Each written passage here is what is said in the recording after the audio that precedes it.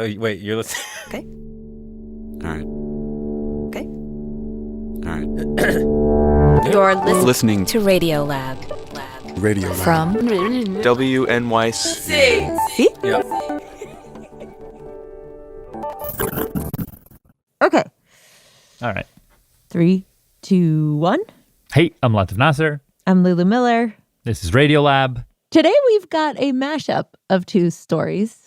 One is about musical hallucinations, and one is about spiritual machinations. We are celebrating Radiolab's 20th birthday this spring.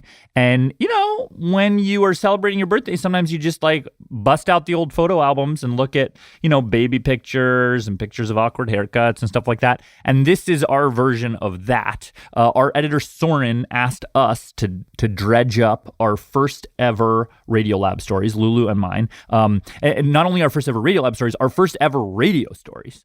And we wanted to play them for you. Yes. And Latif, what was yours? What was your first one? Oh, we're going to start with mine? Okay, fine. But the first radio story I ever did ended up being called A Clockwork Miracle. I was at the time a very enthusiastic Radiolab listener with pretty much zero journalistic experience. Okay. I was studying the history of science. And it was during that time that I also started listening to Radiolab and then pitching Radiolab. It was like shotgun blast of pitches where it'd be like, and then there's this thing, and then there's this thing, and this is an exciting thing. And well, how about this? And I never looked into this, and I always wanted to. I had just been pitching constantly. I'd been pitching and pitching so many stories to the powers that be at Radiolab, which to me were mostly just sort of names on email addresses. I didn't know anybody, and everyone was like nice, but saying no to all of them. And then this time I sat with it. I thought about it. I wrote down a big list of like possible ideas. And then I found this article in a scholarly anthology by a sculptor. I mean, it was such a once upon a time story, you know? It's like haunting and beautiful. And it felt like a fable. Yeah, it feels like a fairy tale that like we all had read, but we'd never read it. But then it's also about like engineering. Yeah. And so then I sent it in, and then I remember I walked in the building. Pat Walters actually, I think, was the one who like tapped me in through the security gate or whatever. And that was my first time at WNYC. It's the first time I met Jad. First time I met Soren. And I like sat down. I've heard rumors, whispered by Soren mostly, about a pooping duck.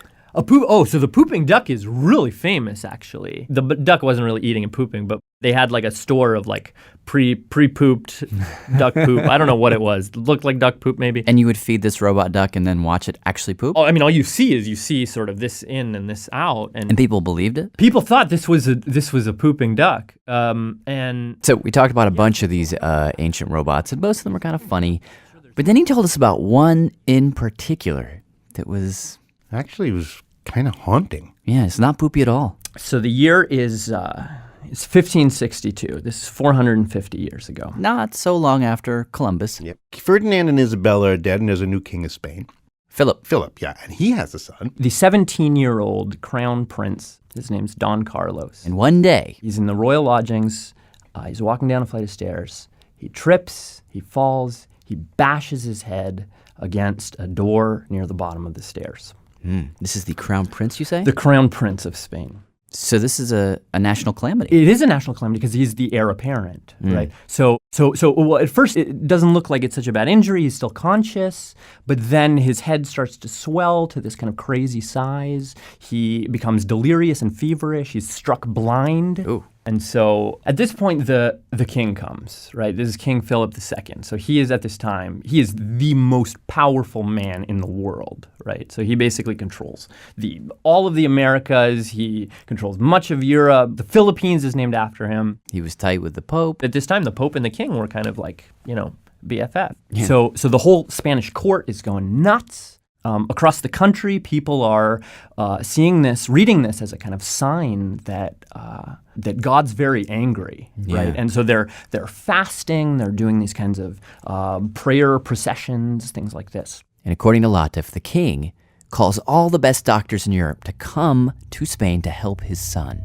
And these doctors are trying everything. They are drilling a hole in his skull.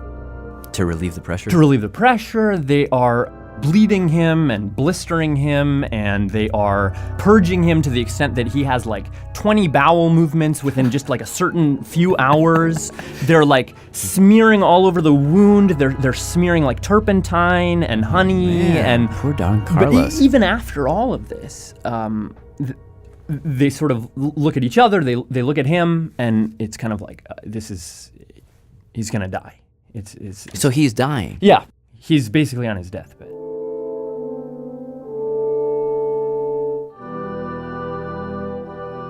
So, at this point, according to Latif, the king goes to his son. Legend goes that he kneels beside his son at his son's deathbed, and he makes a pact with God.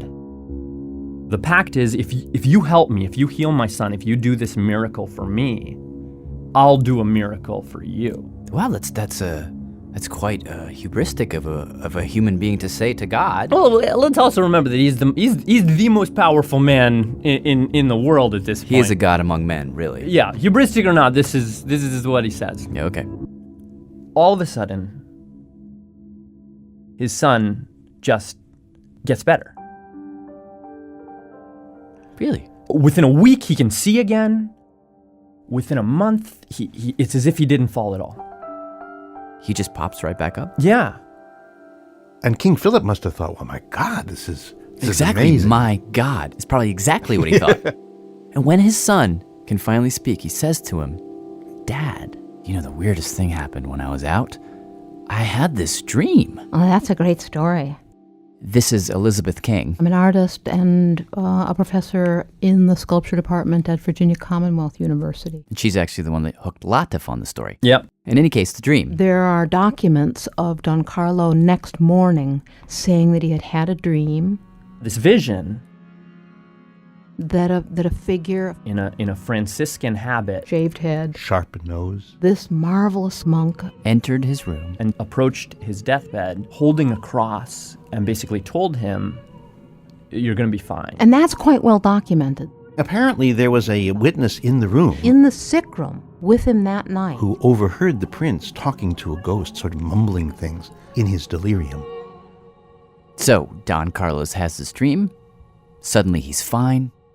And the natural question that people are asking is, who is this monk? Yeah. I mean, is it just a generic monk, or is it somebody specific, some messenger from God? And from his description, physical description, the shaved head, the pointy nose, the monk's habit, piercing eyes, even the kind of cross he was using, everybody in town, the king, everyone was like, oh yeah. Like, we know exactly who this guy is. Can only really be one guy. Kind of local friar who died 100 years before, named Diego de Alcala. Diego de Alcala.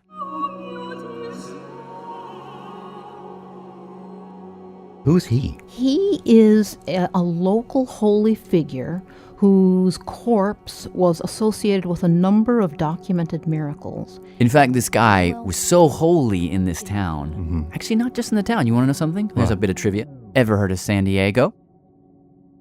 California, you mean? Yeah, as in the Padres. What does he have to... Is this the same guy? Same guy. He was the patron saint of the people who founded San Diego. He is holy. There you go. So he was so holy in this town that people believed his corpse, his 100-year dead corpse, had healing powers. And some people, there are different stories, but some people say that even that unbeknownst to Don Carlos, that night that he had the dream, the priesthood and the king himself, according to some stories, went and they got this corpse out of the church, out of the crypt. They carried it through the streets. They brought it to the bedroom. They literally put it, they sort of snuck it in bed with Don Carlos, and that's how he healed. They didn't stick him in bed with his bones, right? They brought him into the room. There's different reports, but there's a picture of it in this engraving. Oh. And if you can, you probably can't see it, but look at this picture right here.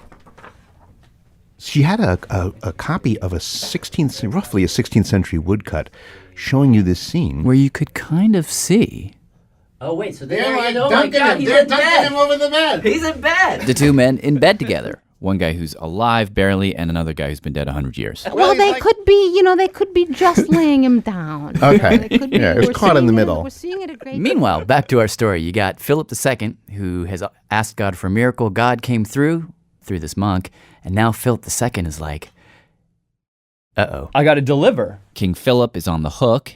He knows he owes God a miracle. And he's acutely aware of this. So basically what he does is he enlists this really renowned clockmaker. A clockmaker? Yep. Named Juanello Turiano. A huge man, a big ox of a man, described as always being filthy and blustery and not a lot of fun to be around. But a great, great clockmaker. Certainly among the best. In Spain. Maybe the entire Holy Roman Empire. So the king goes to this guy and he says, look, I want you to make a mechanical version of Diego de Alcala. What? A mechanical version of this 100-year dead holy priest. Yes, like a mechanical monk. A robotic padre. Yeah. Which, and this I did not expect, still exists. Now the monk bot is in the Smithsonian, perfect working order. No way. I swear that it's since 1977. No. Yeah. The first time I saw this figure, I was drawn to it and then repelled. That's Carlene Stevens. She is a curator at the Smithsonian in D.C. About a week after Latif and I spoke, we ended up in D.C. meeting with her, and she showed us the monk who lives in a little glass case. What we have here is an automaton, over 400 years old. Is this the first robot that we know of? No. No idiot. The ancient Greeks had things that could be considered robots. Okay, back to our story. 450 some odd years ago, our clockmaker, what's his name? Turiano. He goes into his shop and he does whatever he does. Connects one gear to another. For hours. Weeks, months. No idea how long it takes, and I don't think anybody does. But he emerges one day into the bright sunshine with, what did you call it? A robotic padre. Yeah. It's a 15-inch high Figure. made of wood and iron, has the sort of habit, has the sandals, has the rosary, has the cross. Yeah. And poking out of the top of the habit is a little... Bald, hairless head. with that sharp nose, like a razor. And the rather ferocious eyes. Like intense or like doing business ferocious? Like he's gonna Well, do like, business? I'm focused. I'm focused. Like, maybe I'm only 15 inches tall, but I am focused on something much bigger than you human. So did you like turn it on or push something? Yeah. Then why would I get on a train and go for 3 hours just to go look at it? Obvious question. Okay, do you want to wind it? Sure. Yeah. Okay. Okay. Do it. So Carlene takes us out into the hall. We sit down on the floor. She gives Latif a little brass key. He sticks it into the secret slot in the monk's side. And I think it goes counterclockwise. You Okay. would tend to want to do it this way. And Latif winds up the monk. And I'm turning it counterclockwise, and it's surprisingly sort of taut. How much should I turn And it? so if you sort of wind up this sort of secret spring, I think there's a stop and it'll... Okay. All right, I'm going. put it on the ground. You wanna just All right. let him go? Yeah. Give him a push? It'll walk very slowly. One foot after the other coming out from under the cassock. In fact, there's actually little wheels under there. But yet you see the feet coming out. The head is turning from right to left. The eyes are rolling in the head. The mouth is opening and closing. As if it's sort of muttering like a prayer. The arms are in motion. One arm is raising and lowering across. The other arm is beating the chest. Wow. A symbolic gesture To a Catholic. that is called the mea culpa. After 3 or 4 steps, the arm holding the cross does something new. It moves 2 different new directions to bring the cross to the mouth, and the figure kisses the cross. It's oddly like mesmerizing. Yes. Yeah.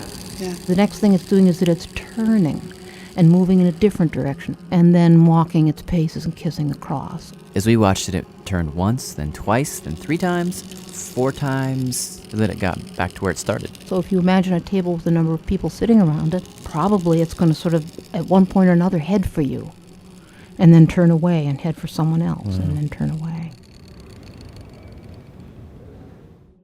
Why would the King of Spain, who could have, built a church or taken a crusade to Jerusalem or done something, he could have done anything. Why did he decide to commemorate his son's revival by making a little automatic doll? Like, what was that for? Yeah, Latif, what was he thinking? Yeah, it's a good question. That's the $64,000 question. It's a great question. It's a really good question. The truth is there's really no way to know for sure. And as a historian, I gotta rely on the documentation. And there's not a whole lot of that in this case. But one interpretation certainly could be that, the king had this amazing, miraculous thing happen to his son, and now he had a way of sharing that with his subjects. Because he's got this device where it's an illusion, like the machinery of it is completely hidden. There's no visible. That's one of the craziest parts, that it's all sort of hidden underneath the robe. So when he put it down on a table or in a courtyard, people would have seen it move on its own. They would have been amazed, as we were, and he could have said, look, here is the miracle. Look what God did for our country. God like Spaniards. Yeah, look at what God did for Spain, which would have been a useful thing for a king to be able to say, right? Yep. That's one possibility. Yeah. The other is that just on a more utilitarian level, this was a machine that was built to pray. And this was a period when you could buy prayer repetitions. So if you had the money, you could get someone to pray for you while you go do something else. Oh, that's so cool. So you're covered. You're covered. And if you think about it from Philip's perspective, he needed to say thank you to God. And here he had this thing that if he wound it up was an automated thank you machine. Thank you, thank you, thank you, thank you. Yeah, it could be thank you. Or it could be, I love you, I love you, I love you, I love you. Yeah. It could also be, I'm sorry. Or it could be please, please, please, please, please. Whatever you need. But if you think about it more expansively, says Latif, like what did it mean at that time to be a Catholic? Like what did it really mean? Well, then this robot was maybe the best Catholic you could ever hope to be. What counted as prayer was quite specific in the sense that if you say the right things and do the right actions in the right order, in the right time, and in the right place, sort of that's prayer. That's when God notices. So it's about method. It's about method. It's about... And maybe this monk, he says, was like method embodied. That's a good one. I mean, why not? Right. It is, in fact, perfect. It repeats itself over and over and over, and it replicates the ideal. So it's basically what it is a little teaching object. like this is what you're aiming for. Here's how you do it. Like this is it. This is the perfect prayer. The perfect prayer. This is doing it the perfect way every time. And because I'm just this, lowly, imperfect human, I can only aspire to this perfect piety. Are you making this up, or do you think that the monk might have actually been seen this way? It could be true. I don't think it's so crazy. Especially if you think about what was happening at that moment. And this is counter-Reformation Spain, right? Not so long after Luther, is nailing his theses on the wall. And there's this big debate raging about how actually do you get closer to God? You have the kind of protesters with Luther who are saying it's not about, works. It's not about saying something this many times. It's about whether you feel it. And then you have the kind of Catholic argument, which is to say you do these rituals because these are the rituals and this is the way you get close to God. This is the way you pray. You pray like this thing. Just like this thing. And if you're a Catholic king, and if God's a Catholic, and you better hope he is. And if you're Philip II, you look at the sky and you say, God, you and me are square.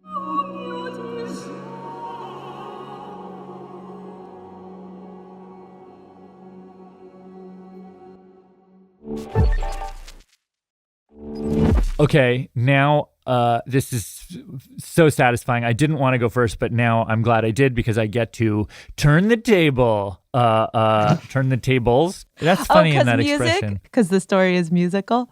No, just turn the tables in that you now are in the hot seat and I get to ask the questions here. What's the story behind the story? How did this start? Okay, so this was 2008. So I'd been wow. working there for almost 3 years as a producer, and I was, cutting interviews and structuring stuff. But this was the first story that I reported and voiced. And I was shy. Like, I was still really afraid of calling people up and asking my nosy questions and bursting into their world, which turns out is something you have to do a lot if you want to be a reporter. Yeah. And we were working on this story about musical hallucinations, and Robert had just talked to Oliver Sacks about his new book. Wasn't it like musicophilia or something? Yeah. Yeah. Oh, I remember that And book. Yeah. He mentioned this old man in his 90s who had musical hallucinations, and Robert just did this huge kindness where he just said, "Oh yeah, I could ask Oliver for that guy's number. You could just call him." Yeah, did you call him up or you went to see him in person? I called him because he was in LA. And so we did it through the studio. We got like a nice studio connection. And I remember going into the studio by myself because by this point I knew how to use it really well. And just kind of slipping into that darkness of radio interviewing space. And then he was just with me. And then it was like on. Now, Lulu, let's play your first ever story. It was part of a bigger episode about earworms. About songs that get stuck in your head and you can't get them out. Take it away, Lulu. This is Radiolab. I'm Robert Krulwich. I'm Jad Abumrad. And this hour, I'm going to curse you, Jad. I'm going to ask you to just simply do this following thing. You know that song that we both hate? Which one? Bum, bum, bum, bum, bum, bum, God, it's like the moment you start that, it doesn't... Keep going. Can you sing it? There are some songs that I can stick into your head and they just won't leave. There's somebody, poor Suzanne, who got this song somehow stuck in her head. And then there's songs that just won't go away because you didn't even invite them and they stay.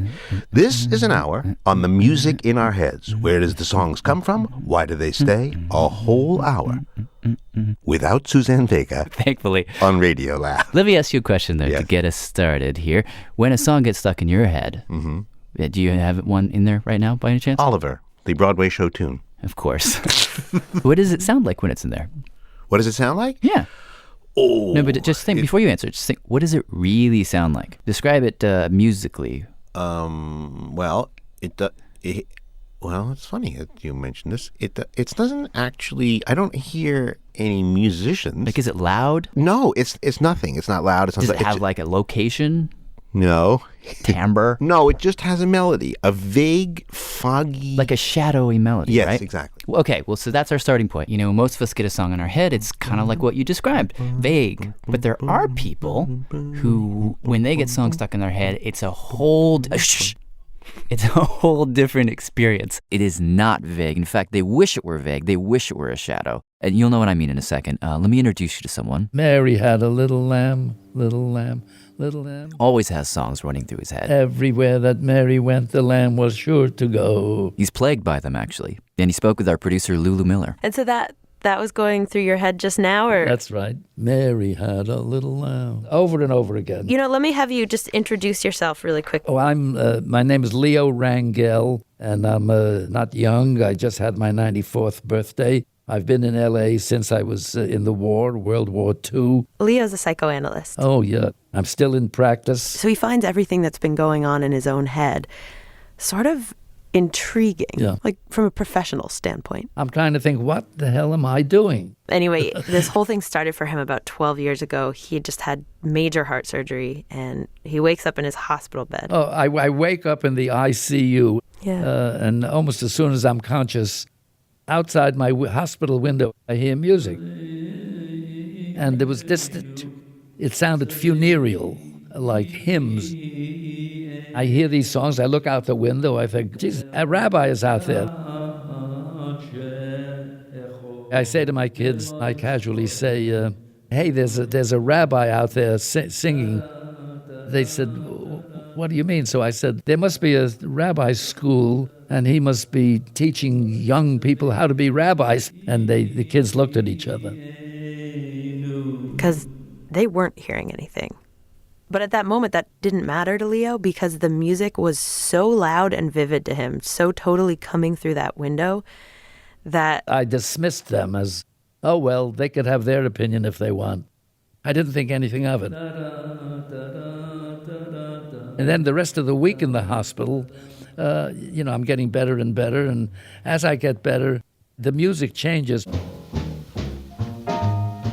I start being a more perky, and the music out the window changes to Chattanooga Choo Choo, Chattanooga Choo Choo. 1 in the morning, 2 in the morning, I'm waking up with these songs. Always coming in from right outside that window. Then I thought, geez, there's a pretty energetic group there across the street. At this point, Leo was beginning to suspect that something a little weird was going on. But the real coup de grace came when I was going to leave the hospital after a week or so. Mm-hmm. And this tune, I didn't know the words at first, but I started to hear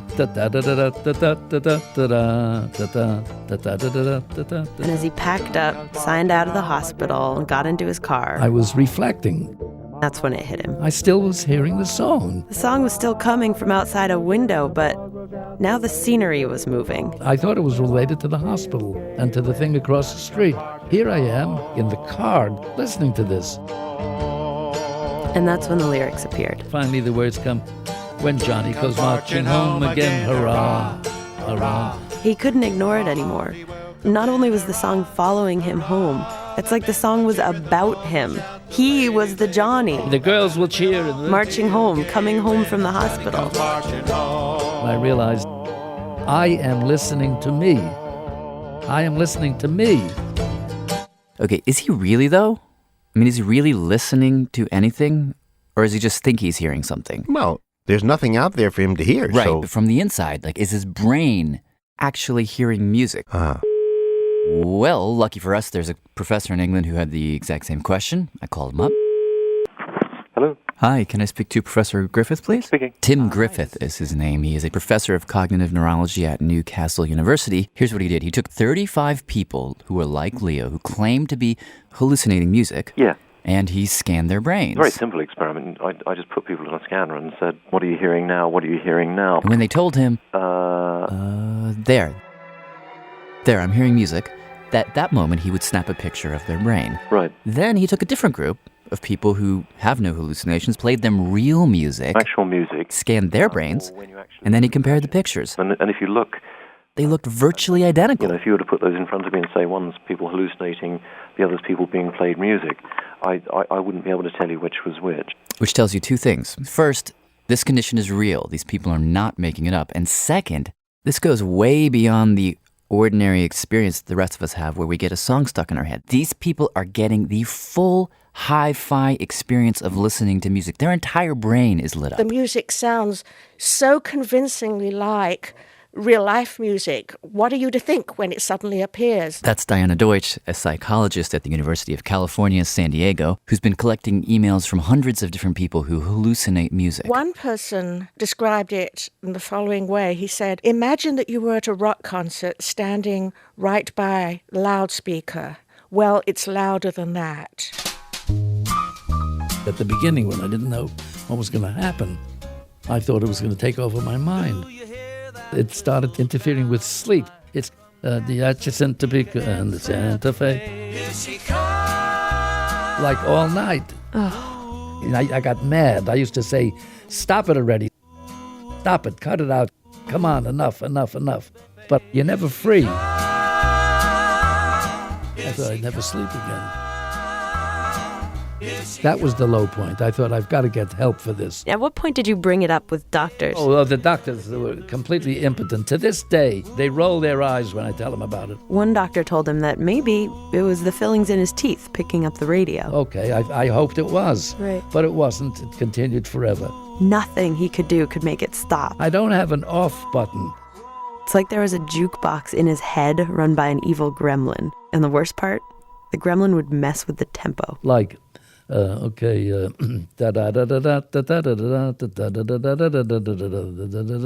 and the men on the flying trapeze. Daring young man on the flying trapeze. Then it starts speeding up. That's the worst. When that started to happen, I really was getting close to panic. I had the feeling that it could go at its rate and I couldn't stop it. It's like you're on a galloping horse and the horse is running away with you. I once told that to my daughter, and she said, "Dad, why don't you just instead think of the song Silent Night?" And I could control the tempo, and instead, when that was galloping, I would go da da da da da da da.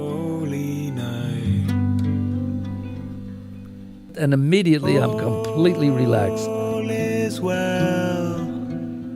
And the gallop is completely gone. And I could even let it come back, and it would start now being da da da da da da da da da.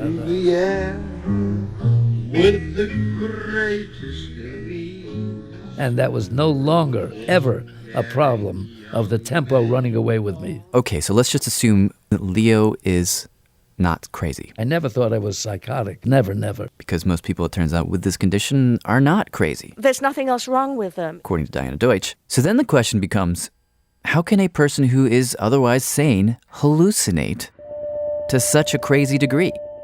Well, in the 60s, there was a Polish psychologist named Jerzy Konarski who thought about this. And he came up with a simple, kind of beautiful idea based on an assumption that he couldn't prove yet, which was that between the ears and the brain, there are some connections, he thought, just a few stray connections that run backwards, brain back to ear, which would allow sound to run in reverse. Now, this was just an idea. He couldn't really test it. But many years later, neuroscientists like Tim Griffith start to poke around in the brain. They start to explore. And what they find is that he was right. Yeah. Very right. If you look at the pathway between the ears and the brain, probably about 70% of the fibers don't actually go up. They go down. They go the other way towards the ears. 70% go up? 70% go from the brain to the ears. Yeah. It's like our ears are literally wired to hear our brains. Now, Konarski's idea was that normally our ears wouldn't hear what the brain was saying because it was too busy taking in all the sounds from the outside. But what if, he thought, the sound from the outside stopped? Maybe then there would be a kind of backflow. The sound stored in your brain would start to flow backwards. Now again, this is just an idea, but there might be something to this because it would explain why most of the people who suffer from musical hallucinations, according to Tim Griffith, have one thing in common. By far and away the commonest situation you see it in is in people who have deafness, usually in middle or later life. And you don't have to take his word for it. Nearly the instant that I went deaf, I started experiencing round-the-clock, 24/7 auditory hallucinations. This is Michael Chorost. When he was 36, he lost all of his hearing, and he remembers the moment it happened. He was in the emergency room talking to a nurse, and suddenly the sound started to go. It was like going from talking like this to talking like this to talking like this to talking like this. My ears were just draining out, like water draining out of a bathtub. I was just getting deafer and deafer and deafer. And at the same time, I was starting to hear a very loud ringing sound in my ears. It was gradually morphing into sort of formless, eerie, ethereal music. Music of the spheres, really, I would call it. And it would slowly morph.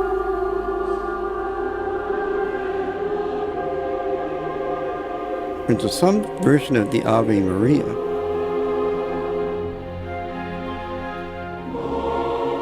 It was almost as if, as a sort of recompense to being deaf, I was like plugged into some sort of deep background melody of the cosmos. Now here's the question.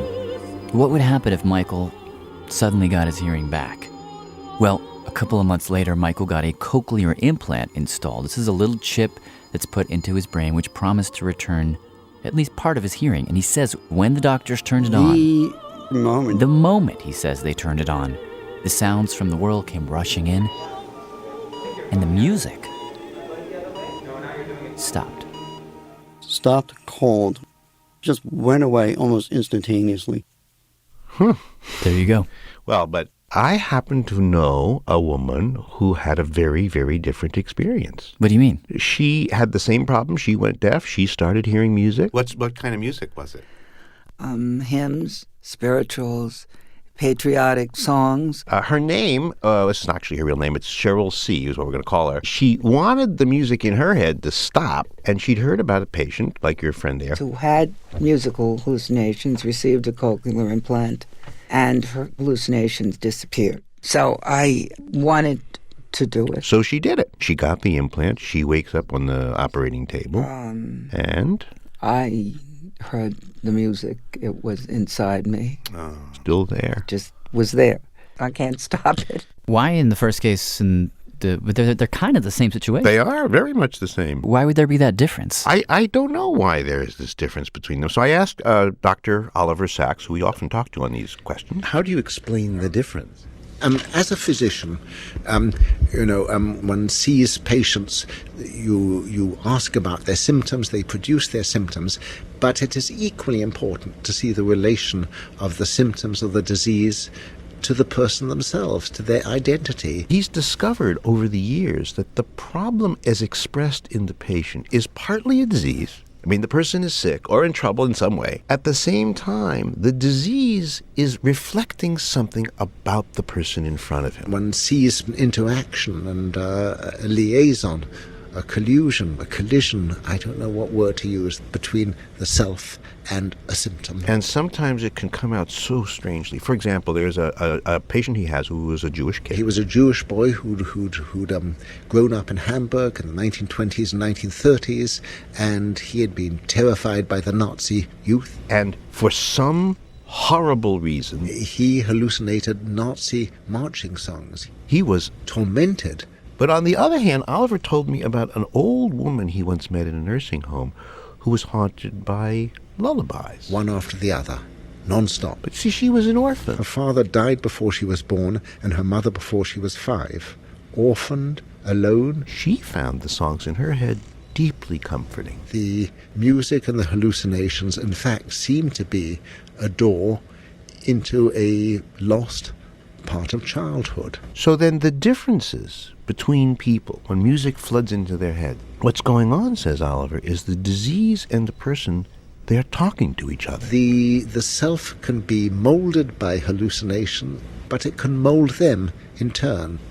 I wonder where Leo fits into this. Lulu? Yeah. How would you say that Leo self interacts with his symptoms, or vice versa? Well, he's a psychoanalyst. So whenever he gets a song stuck in his head, which is like all the time, he analyzes it. He looks for a hidden meaning in it. Like, the way dreams reveal your inner life. The same thing with songs. Leo will tell you that every song is a message from his subconscious. Everything has an unconscious connection, pleasant or unpleasant. And he's just got to figure out what it is. I'm analyzing me like I have a patient in front of me. Like when I first called him up, he had Mary Had a Little Lamb stuck in his head. That, he told me, was because he'd been thinking about the passivity of the American people in following a leader that misleads them. And everywhere that Mary went, the lambs were sure to go. I mean, and the connection is obvious. Or when he first got home from the hospital, he always had America the Beautiful stuck in his head. And I'm certainly not a raving patriot, but what this meant was home, sweet home. America to me was home. Okay, it's easy to think that this is kind of a stretch. I mean, every song has some very specific meaning for him. But I don't know, there was this one time he told me about where he woke up with a song in his head. I start going to brush my teeth. I'm singing along as I go to the bathroom. He didn't know why. And this is what it was. It was just a few years after his wife had died. My bunny lies over the ocean. My bunny lies over the sea. My bunny lies over the ocean. Da da da da da da da da. Bring back my bunny to me. And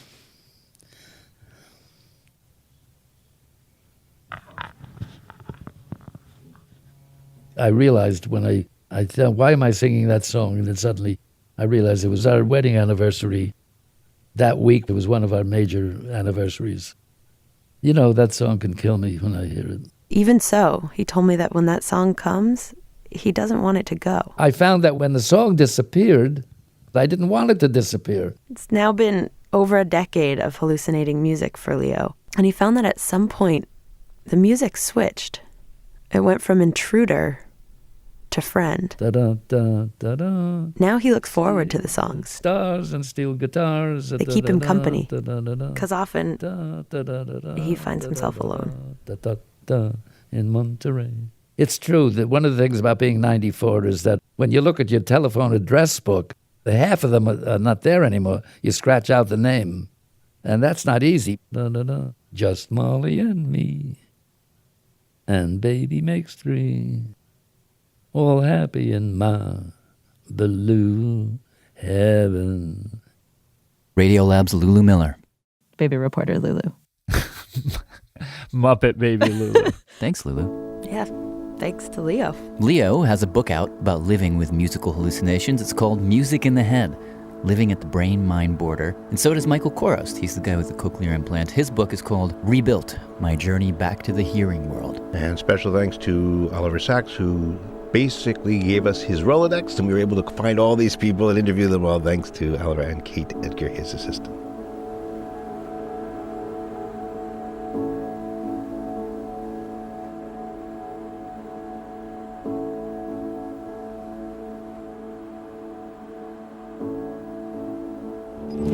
Radiolab was created by Jad Abumrad and is edited by Soren Wheeler. Lulu Miller and Latif Nasser are our co-hosts. Susie Lechtenberg is our executive producer. Dylan Keefe is our director of sound design.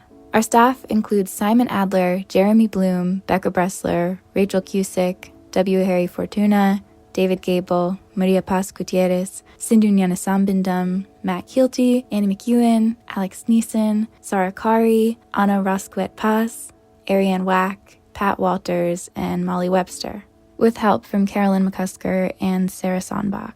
Our fact checkers are Diane Kelly, Emily Krieger, and Adam Schibbel.